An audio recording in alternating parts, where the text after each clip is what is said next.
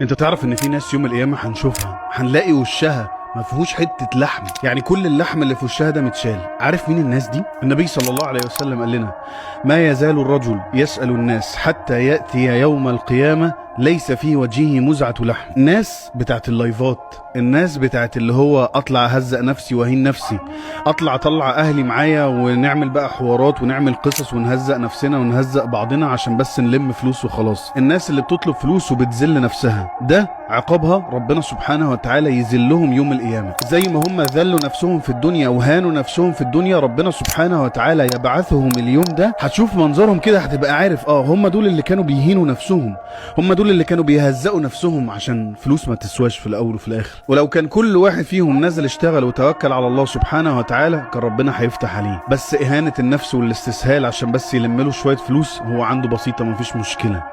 فسبحان الله، عذاب صعب قوي، صعب قوي ان حد يستحمله. ربنا يعافينا ويهديهم.